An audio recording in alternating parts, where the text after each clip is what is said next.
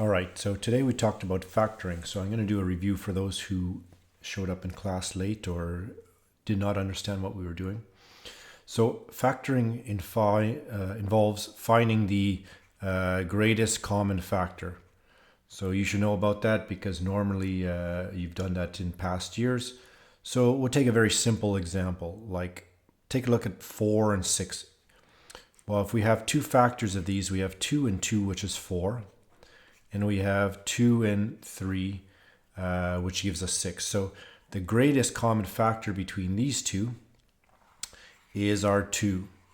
All right, so that's the main idea behind factoring, is trying to find the greatest common factor between, say, an algebraic or two algebraic terms. So normally what you may have is something like this, 2x plus 4x squared. So if we use a factor tree, you should see that we can have a 2 here and an x because you multiply them together. And if we were to break this apart, we could have 2 times 2 times x times x. So 4x squared can be broken apart, 2 times 2 times x times x. And then if I ask you to find the greatest common factor, well, you would say, well, we have a 2 and an x in this one, and we have a 2 and the x in this one. And that's the greatest common factor between these two algebraic terms. All right, so that's the idea. Now let's look at actually the method of factoring. So I call it the table method. So in this case, let's just give a simple example. 3x plus 6. All right, so if you hear me talk about the table method, what I'm talking about is this. For every algebraic term, I put a table underneath the term. So here we have one term and we have a second term. Okay, we talked about this earlier on in earlier classes. And then I ask myself, what's the greatest common factor between 3x and 6? Meaning, what's common on each table?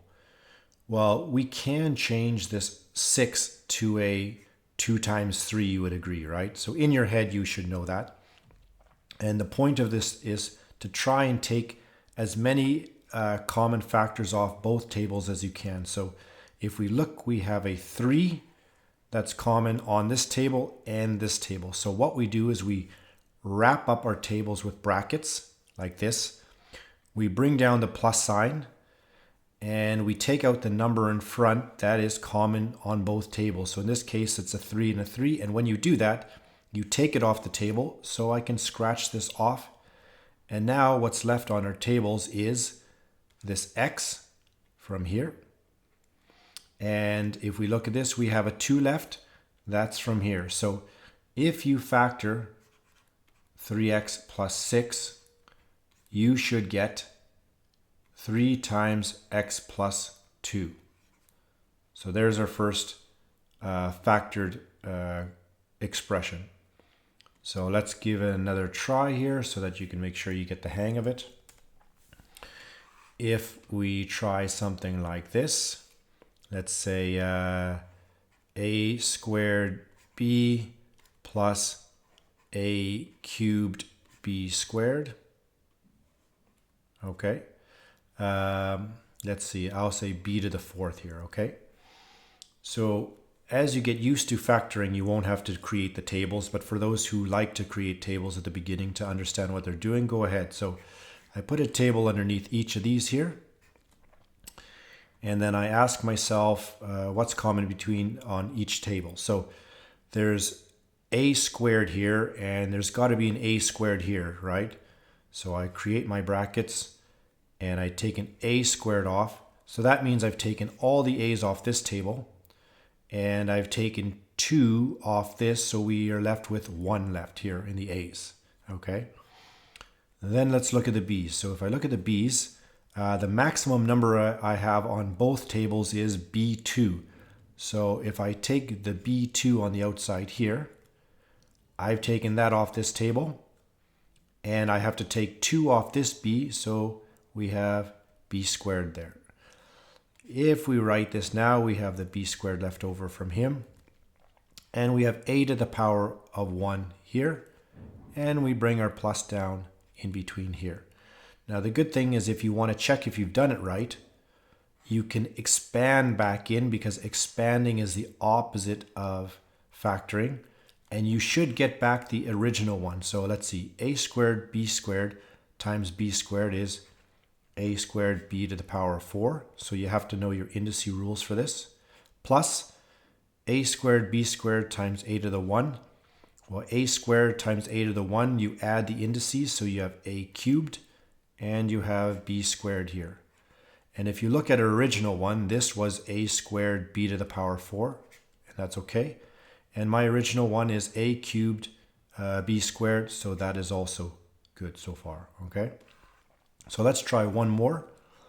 I'll make it a little bit more complicated. Let's say if I have 3x squared y squared plus 6 xy plus 6x. Oh, let's try something else. Let's try 9 here. So 9x y cubed. All right. So in factoring, we can have as many terms as we want. So if you look at this, I have 1 term, 2 terms, and 3 terms. So if we have 3 terms, the table method goes like this. You have to find something common that's on all 3 tables at once. So now we have 3 tables here. Okay. So let's take a look and see what's common. Well, I know that 6 can be broken up in 2 times 3. So there's a 3 here that's common, and now we have this 3 on this table. 9 we can also break up as 3 times 3. So there's a 3, and look at that, we have a 3 on each table. So I put my 3 here. That's the first thing common. So I took 1 3 off there, and I take the 3 off there from the 6. So I have a 2 left over. So I'm going to put that there so I don't forget it right away. I took a 3 off this one, so I'm going to put a 3 there as well. Let's look at the x's. Well, we have x to the power of 1 here, x to the power of 1 here, and x squared here. So the most we can take off of every table is x to the power of 1, or x. So if you don't want to, you have these hidden ones, I just put them there for you guys to reference. So we can take that off. We can take this one off. And of course, if you take 1 off there, we have 1 left. So that takes care of our x's. Finally, our y's. Well, let's see. Well, here we have y to the 1. There's our hidden 1. Y to the 2 and y to the 3. So the most we can take out, the maximum number we can take off the tables is y to the power of 1, or just y if you want it. So I take 1 off here, so I have 1 left. I take all of them off here, so that's gone. And I take 1 off here, so we have squared left. So let's take a look at what we have left here. Well, we have an x here left over, and we have a y left over. Make sure you keep this nice and clean. Maybe you want to write it ahead of time so you don't forget to, or you don't make any mistakes. Here we've already brought the 2 down, and all the x's and y's are gone. So we can put the plus sign here. And finally, we have y squared left here. We've already brought the 3 down, and we have the plus sign between there. So there is your fully factored algebraic expression. So this is what we call the table method, because there's something in common on all the tables. All right, so this is method 1 of 3 that we're going to learn over the next week.